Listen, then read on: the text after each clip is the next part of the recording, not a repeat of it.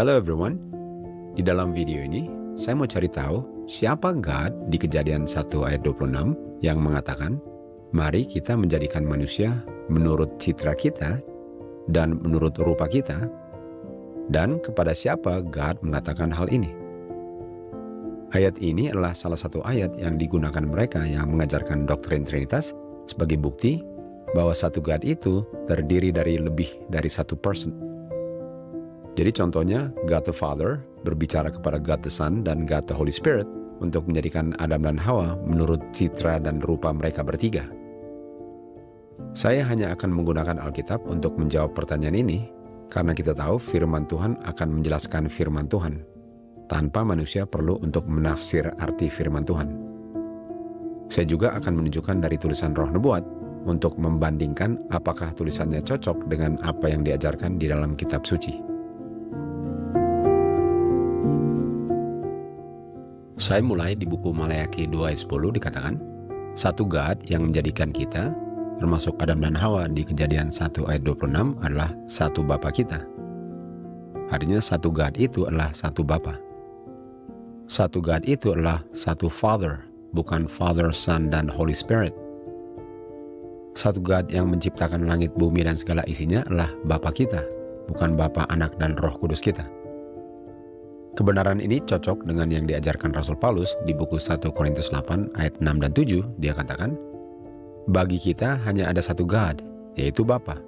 Dan banyak orang tidak mengetahui kebenaran ini, bahwa satu God itu hanyalah Bapa. Kita tahu doktrin Trinitas mengajarkan bahwa satu God itu adalah Bapa, Anak, dan Roh Kudus. Yang diajarkan General Conference SDA Corporate Church, yaitu satu God yang terdiri dari Bapa, Anak, dan Roh Kudus, sama dengan yang diajarkan Gereja Katolik, yaitu satu God yang terdiri dari Bapa, Anak, dan Roh Kudus, yaitu kesatuan dari tiga persons yang berbeda yang membuat satu God itu. Tetapi bukan itu yang diajarkan Tuhan di dalam kitab sucinya. Karena Tuhan mengajarkan bahwa satu God itu adalah the Father. Satu God itu hanyalah Bapa, bukan Bapa, Anak, dan Roh Kudus.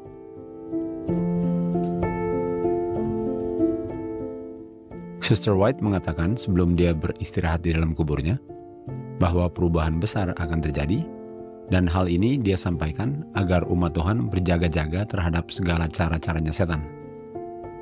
Dia mau jemaat mengetahui bahwa dia telah memberi amaran ini sebelum kematiannya, bahwa akan terjadi perubahan besar.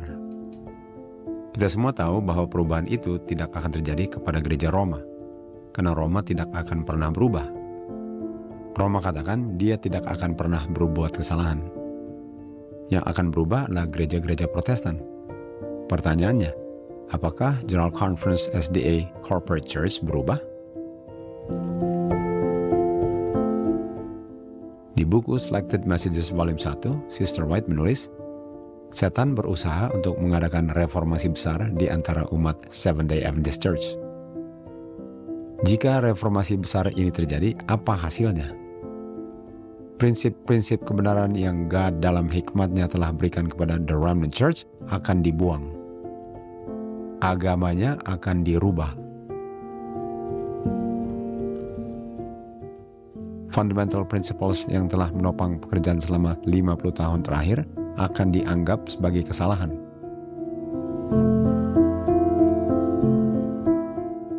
Pertanyaannya, apakah reformasi besar ini terjadi? Jawabannya, iya.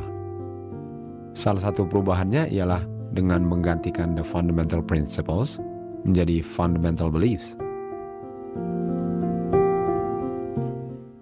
Berdasarkan the fundamental principles tahun 1872, satu God itu adalah Bapa, yaitu satu person yang adalah satu spiritual being, yang hadir di segala tempat atau omnipresent melalui representatifnya yaitu Roh Kudus, dan satu Jesus Christ, yaitu anak daripada Bapa yang kekal. Dari satu God yang adalah Bapa dan satu Jesus Christ, anaknya God, yang mana mereka hadir di segala tempat melalui Rohnya, sekarang digantikan menjadi satu God yang terdiri dari Bapa, Anak, dan Roh Kudus. God the Father, God the Son, dan God the Holy Spirit. Sister White sudah menulis mengenai perubahan ini jauh sebelum perubahan ini menjadi kenyataan. Dari the fundamental principles menjadi fundamental beliefs. SDA Church awalnya percaya satu God yaitu Bapa, dan satu Jesus Christ yaitu the only begotten Son of God. Sekarang keyakinannya dirubah menjadi satu God yang terdiri dari God the Father, God the Son, dan God the Holy Spirit. Sesuai dengan apa yang sudah dinubuatkan oleh Sister White bahwa akan terjadi perubahan besar ini.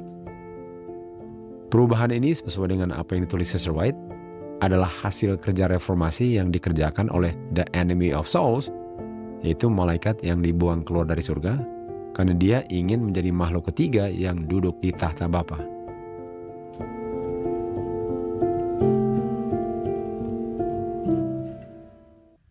Saya sekarang mau baca lagi Kejadian 1 ayat 26 sesuai dengan apa yang diajarkan di dalam Alkitab. Bapa mengatakan kepada anaknya, "Mari kita menjadikan manusia serupa dengan citra dan rupa kita." Tulisan Roh Nubuat tidak berbeda dari apa yang diajarkan firman Tuhan dalam kitab sucinya. Sister White menulis, waktu God mengatakan kepada anaknya, "Mari kita menjadikan manusia serupa image kita," setan cemburu terhadap Tuhan Yesus. Karena dia ingin juga untuk dikonsultasi mengenai pembentukan manusia. Dan karena dia tidak dikonsultasi Bapa, maka dia sekarang dipenuhi iri hati, cemburu, dan kebencian. Setan ingin menerima kehormatan tertinggi di surga, next to God, sementara dia posisinya next to Christ. Dia mau menjadi makhluk ketiga di surga, setara dengan Bapa dan anak Bapa. Sangat jelas bahwa Bapa berbicara kepada anaknya di Kejadian 1 ayat 26. Di buku Efesus 3 ayat 9, Rasul Paulus menulis, God menciptakan melalui Jesus Christ. Di Kejadian 1:26, God berbicara kepada anaknya untuk menjalankan rencana mereka untuk menjadikan manusia serupa dengan citra dan rupa Bapa dan anak. Yang menciptakan adalah Bapa melalui anaknya. God menciptakan all things atau segala-galanya melalui anaknya.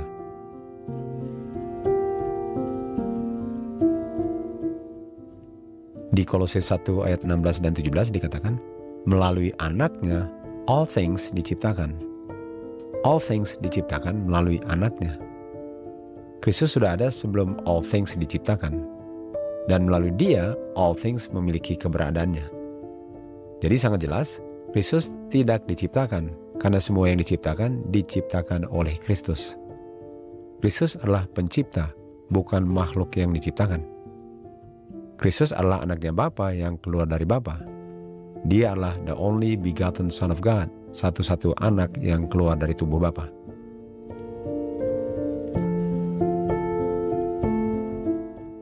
Di buku Patriarchs and Prophets halaman 34 dikatakan, penguasa semesta alam, yaitu God the Father, tidak sendirian dalam pekerjaan kebajikannya. Bapa memiliki rekan atau associate yang dapat menghargai tujuan-tujuannya dan yang dapat share sukacitanya dalam memberikan kebahagiaan kepada makhluk ciptaannya. Kita mengerti associate-nya adalah anaknya yang dibegotten. Lalu Sister White mengutip Yohanes 1 ayat 1. Pada mulanya adalah Firman, dan Firman bersama dengan God, dan Firman adalah God.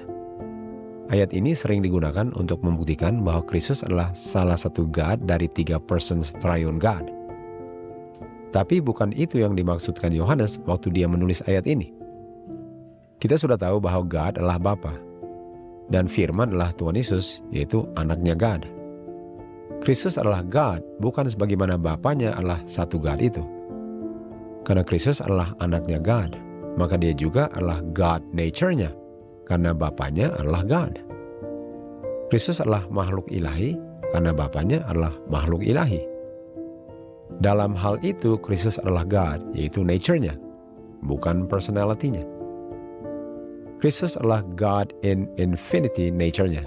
Dengan kata lain, sebagaimana God adalah God nature-nya, demikian juga anaknya adalah God tanpa batas nature-nya. Seorang anak adalah manusia sepenuh nature-nya, karena ayahnya adalah sepenuhnya manusia nature-nya. Nature atau kodrat anak tentu saja sama sepenuhnya dengan nature orang tuanya. Kristus memiliki the form of God atau the nature of God yang tidak kurang dari Bapanya. Kristus adalah God, jenis makhluknya. Sementara Kristus adalah anaknya God, personality-nya. Kristus bukan God personality-nya, karena hanya Bapa yang adalah God personality-nya. Kristus adalah anaknya God personality-nya. Dalam hal itu, Kristus juga adalah God jenis makhluknya, karena Bapanya adalah God jenis makhluknya. Secara personality, Kristus adalah anaknya God. Tetapi secara jenis makhluknya, Kristus adalah God sebagaimana Bapanya adalah God.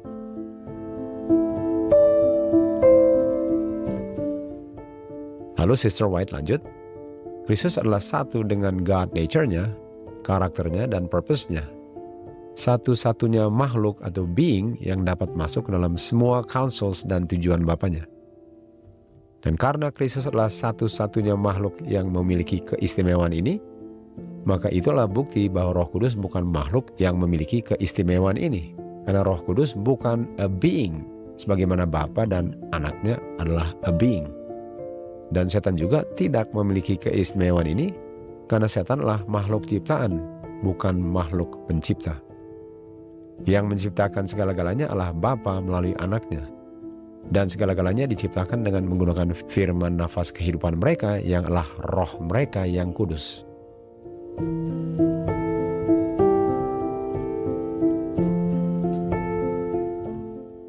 Jadi kesimpulannya, Bapa berbicara kepada anaknya untuk menjadikan Adam dan Hawa menurut citra dan rupa mereka berdua di Kejadian 1 ayat 26. Alkitab tidak mengajarkan triune God. Yang firman Tuhan ajarkan ialah satu God, yaitu Bapa yang menciptakan segala-galanya melalui anaknya, satu-satu anaknya yang dibegatan, yaitu Jesus Christ. To God be the glory.